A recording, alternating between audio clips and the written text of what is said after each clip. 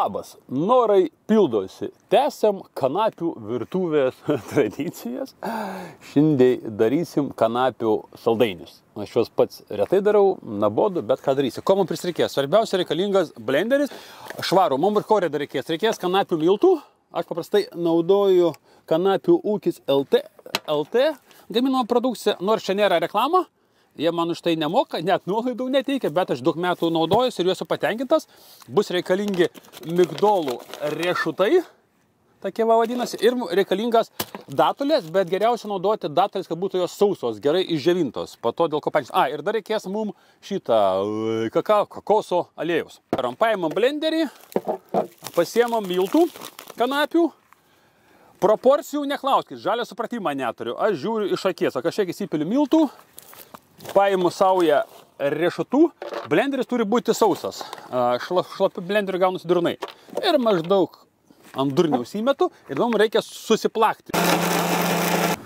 Svarbu, kad riešutai būtų susmulkinti ir susimašytų su kanapių miltais.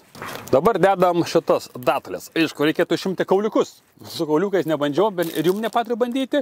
Datulių pridėjom ir vėl einam plakti ant blenderio. Taip atrodo bendra masė, nieko čia nesuprasi. Aišku, dalį man dar indėčiau jaučiu datulių. Viską suplakiam, tai mums reikalingas indas, į kurį mes viską išpilam. Kokosą, o bent jau čia gerai, kad šiltas jisai minkštas. Kiek vėl girdėt, nežinau, žiūrėk kiekvienas pagal save. Ir va dabar pats durniausias dalykas, juos reikia išminkyti. Nemėgstu iš tų dalykų daryti. Kai jau būna šalia šeimininkės, tai tada jau sakau, kad padarytų. Nes mes turime visą tokį suminkytą, tas kokosas turi tą visą miltinę masę sujungti į tokią padaryti košę.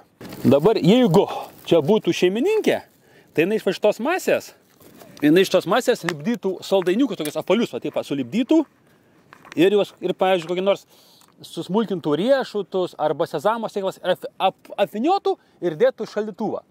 Aš, kai vyras paprastai jėmu semku savo įdedu ir skanaus apetitą. Kai dabiškus kabinu semku, kad mažiau reikėtų maišyti semkas, dargi duoda savo kalorijų. Taip, kad kam įdomu, bandam eksperimentuojam ir gerą apetitą.